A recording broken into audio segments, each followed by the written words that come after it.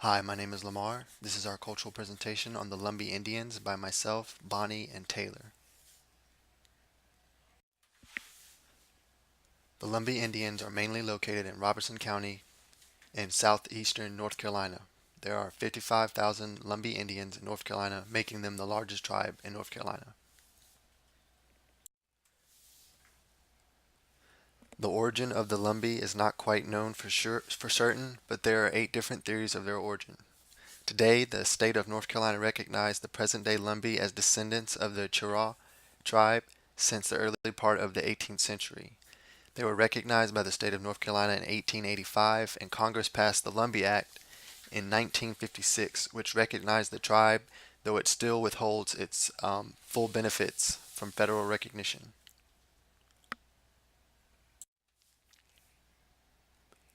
The first theory is the lost colony theory, stating that the Lumbee Indians are descendants of the lost colony of Roanoke. The Roanoke colony disappeared during a difficult winter, but the colonists reportedly left the word Croatian carved into a tree, hence the name Macmillan gave to the Lumbee. Many types of civil records and historic documents led Dr. Paul Hine and Dr. Virginia DeMars to believe that the Lumbee were a politically invented tribe descended from the mulattoes, who were African American male slaves and European women.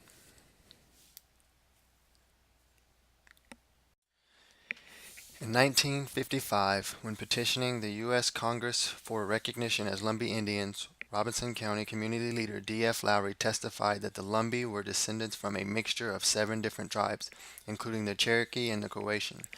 The name Lumbee is drawn from a principal waterway traversing Robertson County and the Lumberton River, which was chosen in a tribal referendum. Located in Robertson County, Hope County, Cumberland County, and Scotland County, the Lumbee River, which is the economic, cultural, and political center of the tribe, have been faced with the difficulty of proving their heritage and gaining recognition. As Indians, they get to enjoy the rights, privileges, and immunizations as North Carolina and U.S. citizens. Christianity is the primary religion due to the influence of European and Africans. It is documented that the influence of Christianity is not the same experience for the Lumbee Indians as it was for most Western Indian cultures. In most analysis of the subject, conversion was the work of missionaries, government agents, and boarding schools determined to kill the Indian, save the man. The traditional view of health and illness views indigenous, Western, and Christian methods of healing to create a dynamic approach to integrated medicine. One common healing practice is the prayer cloth. This is usually a white cloth which represents purity and sanctification that is prayed over and anointed with oil by church elders. The cloth is then given to the person with a need in their life, usually someone with a chronic illness. It is this belief that the faith of those who pray over the cloth travel with the cloth. Thus, they are continuous prayers being sent up for the person wearing or using the cloth.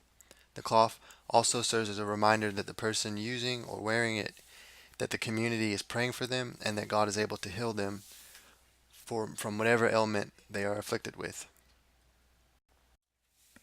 Taking to the altar or laying of hands is not used by everyone in the community.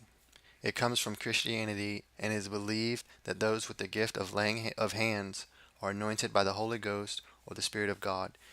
Usually when someone is laying hands on the sick, they anoint them with the oil and pray. Many times they command that the ailment flee from the person's body.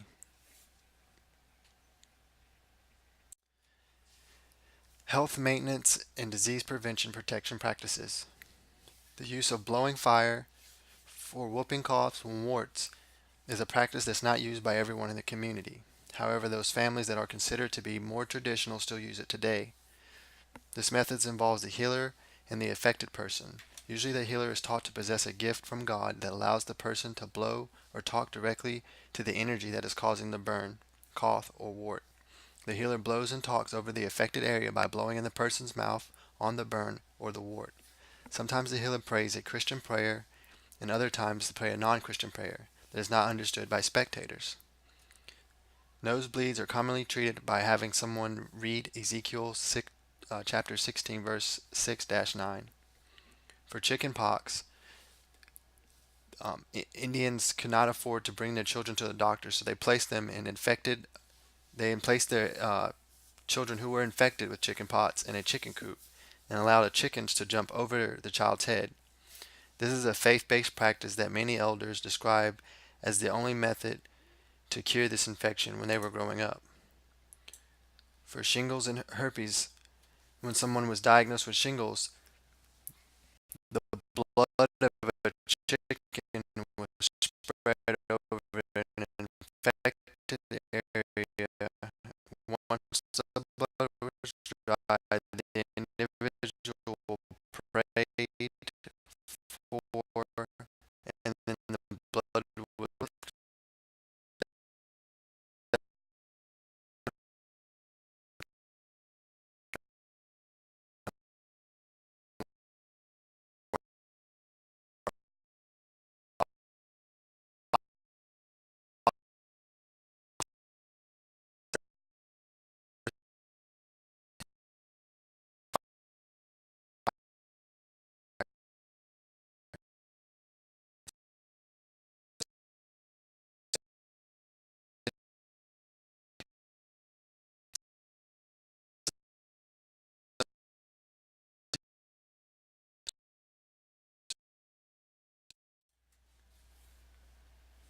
The Lumbee Indians are past and present oriented, and over time their social organization has transformed due to the outside influence of the United States.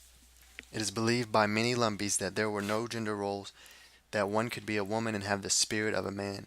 Over time they began to follow the same gender roles as the English.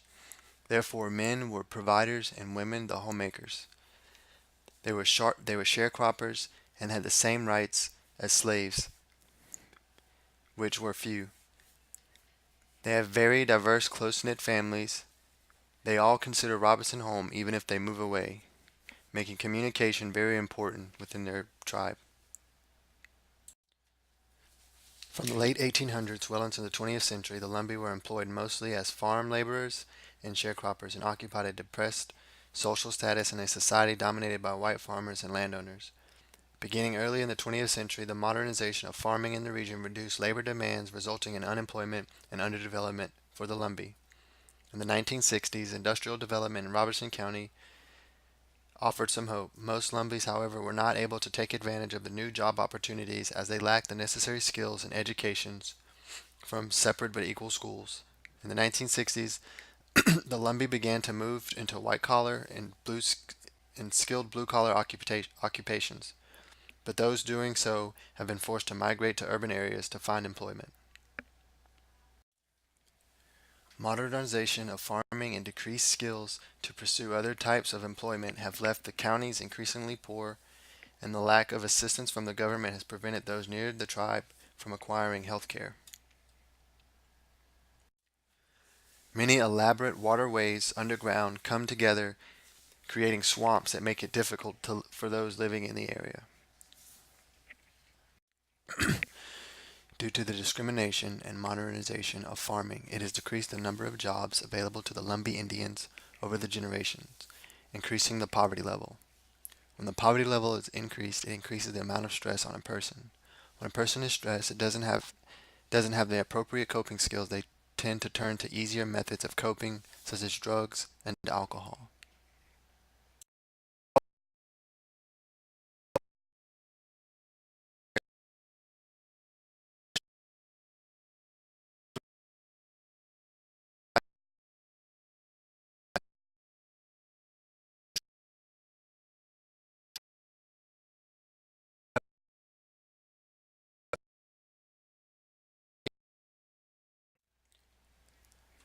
Though it is a common assumption about the prevalence of alcohol abuse among Native Americans, it is much more lower in the Lumbee tribes.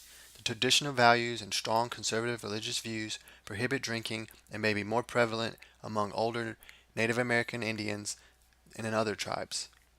The Lumbee youth experience higher rates of poverty, substance abuse, homelessness, forced acculturation, and lack of social support. Due to the lack of recognition of the tribe by the government, they have not received the correct amount of funding to provide care and resources to the people that are affected by poverty and alcoholism. Healthcare providers may seem too demanding or seem disrespectful, depending on their tone and attitudes. It is important to note that the mixed heritage and that Lumbee find it extremely disrespectful and hurtful to ask if they are really Indian or to speak Indian. This now concludes our presentation. Thank you for taking the time to learn about the Lumbee Indians.